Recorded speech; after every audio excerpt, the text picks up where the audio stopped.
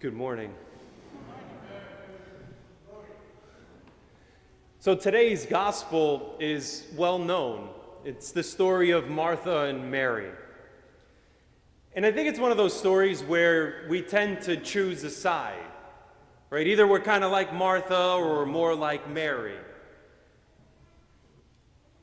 A lot of people, I think, tend to give Martha a bad rap. But it's good to understand right off the bat that both Martha and Mary have a lot to show us in terms of how we are to be in the Christian life, in our relationship with Jesus.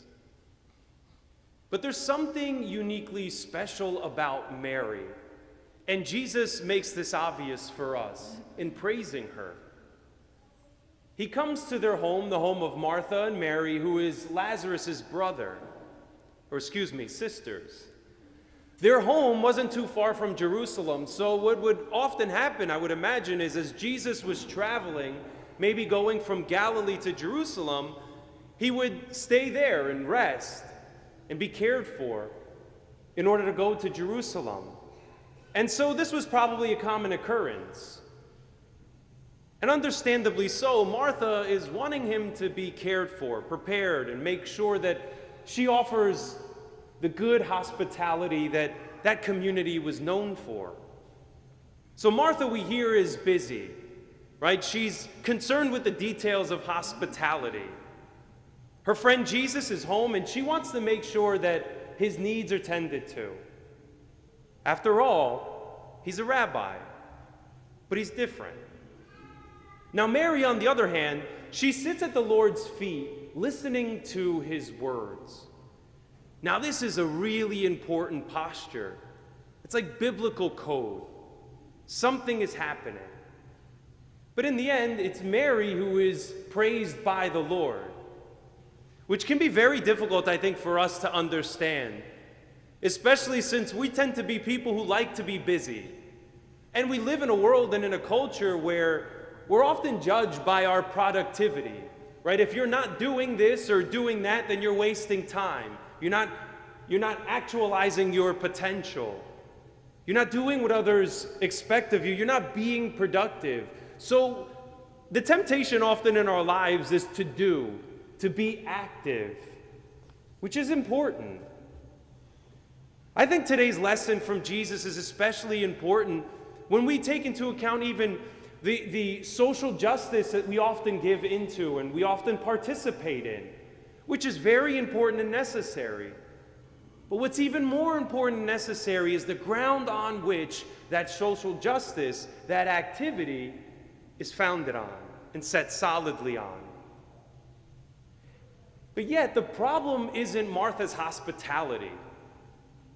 The problem isn't Martha's activity. It's not like Jesus is saying you shouldn't be hospitable or care for the stranger, or make sure that your guests are welcomed and well provided for. That's not what's being criticized. Okay, but what is? So what is being criticized? Or what is being valued over that activity?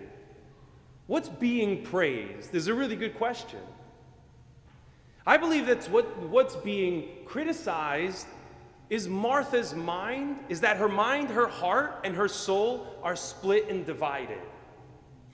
Whereas Mary's mind, heart, and soul are laser focused on one thing. Friends, today's scene is a story really about the problem of the one and many. So what does the Lord say to Martha? Well, maybe a better question is, what doesn't the Lord say to Martha? Well, he doesn't say, Martha, Martha, stop being so hospitable, right? He doesn't say, Martha, stop being so active. That's not what Jesus is saying. What Jesus is saying is, Martha, Martha, you are anxious and worried and upset about many things. Many things. Friends, we know what that's like, right? In the course of our life, we're constantly worried about not just one thing, but many things. And maybe those are some of the things you're thinking about right now, right? What do I have to do later? What's going to come this week? Maybe you're worrying about what your kids are going to do, how they're doing in school, and if they're able to get into the school that you know they think, or you think that they should go to. Maybe as a student, you're worried about your studies, what next year is going to look like, what sport you're going to play, and if you're going to be able to make your parents and your teachers proud. How about maybe a promotion? Maybe that's what you're thinking about. Or does my boss value my work? Maybe you're one of those who are more concerned about eating organic and living until you're 100. Maybe it's you're not attractive enough. You're not smart enough. Maybe you're not valued enough. And this list can go on and on and on. The things that we constantly worry about, the many, many things. Now, what's the danger in this? Because this seems pretty natural for all of us, especially when you care, just as Martha cared. What's the danger? Well, the danger is this. Just like Martha, we also have the temptation to be worried about many things over and above the one important thing. We become anxious and worried and upset about those many things. It's like those things, they divide us, right? They divide our heart, our attention, our will. They tend to disproportionately worry us, take more time and attention away from others. We easily become preoccupied with the many things we have to do, the duties and the tasks. Well, the danger is that we focus or worry about so many things without attending to the one great thing that stands behind and above everything else. The many, all of them. The one great thing for which all other things exist. You see, what has Mary chosen? The Lord says clearly, Mary has chosen the one thing necessary. And this is what Martha misses out. And it's what often we miss out on. Martha's problem is our problem. God, Jesus, he's in their home. And she doesn't attend to him the way that he wants to be tended to. She doesn't fix her attention on him. But instead, she's fussing about, back and forth about the many things. And she pretends that those many things are about the one thing. Mary, on the other hand, has the right spiritual disposition. She has the right attitude because she becomes riveted on God. Jesus is there in her midst, and that's necessarily the most important thing. She immediately fixes her attention on the one thing necessary.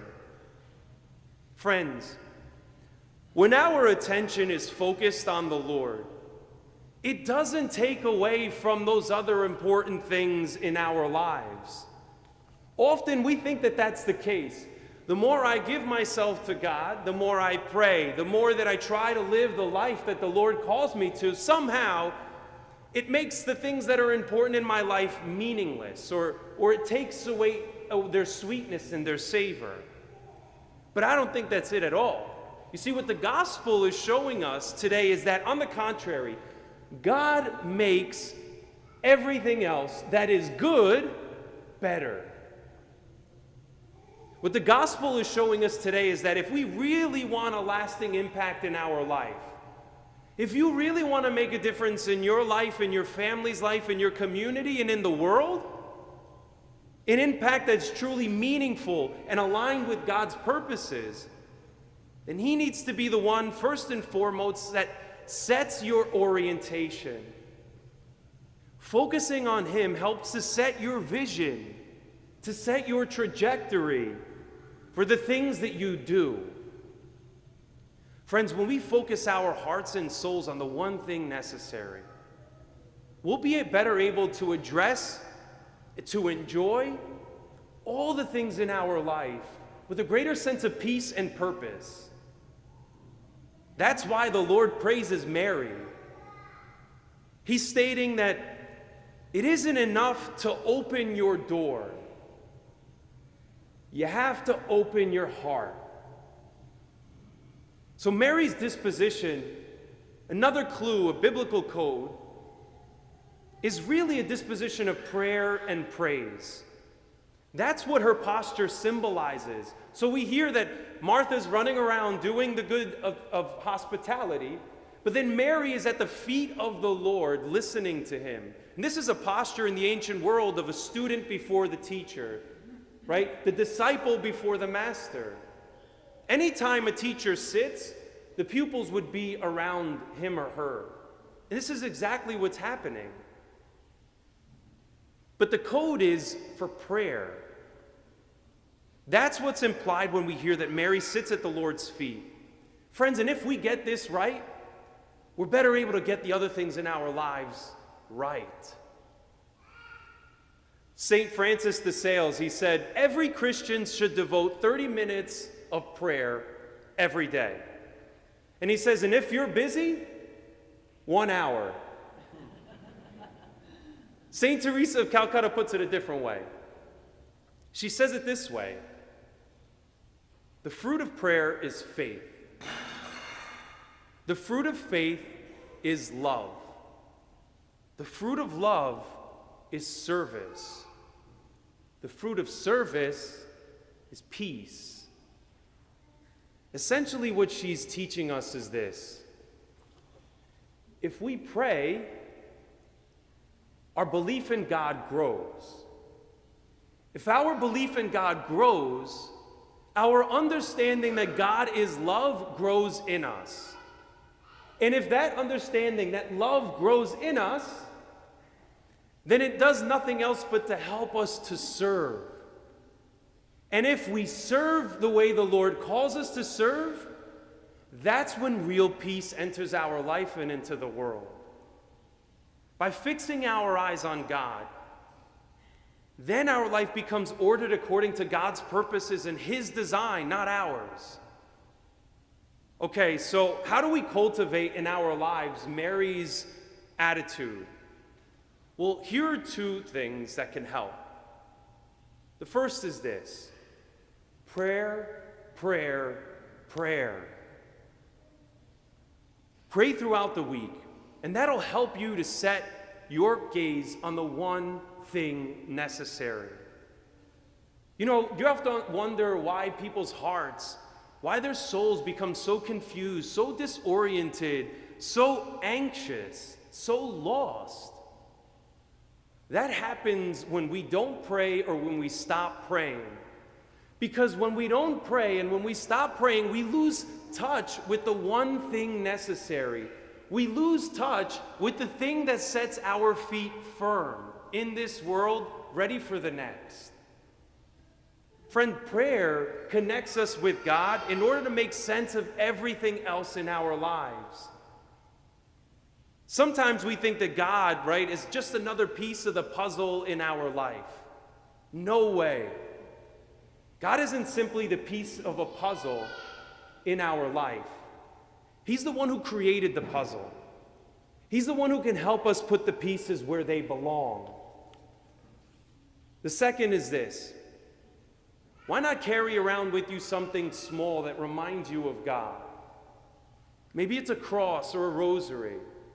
Or maybe it's an image of a saint or the Lord in your car, or on your screensaver at your work, or maybe on your phone. Something that calls you back to the one thing necessary.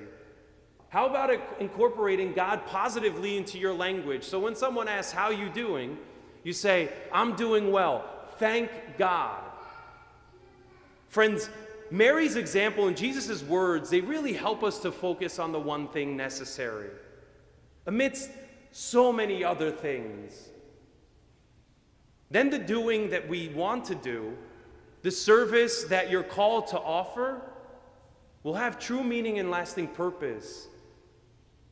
Because then God's love will flow to others through a heart, through your heart, that's filled with the love of God.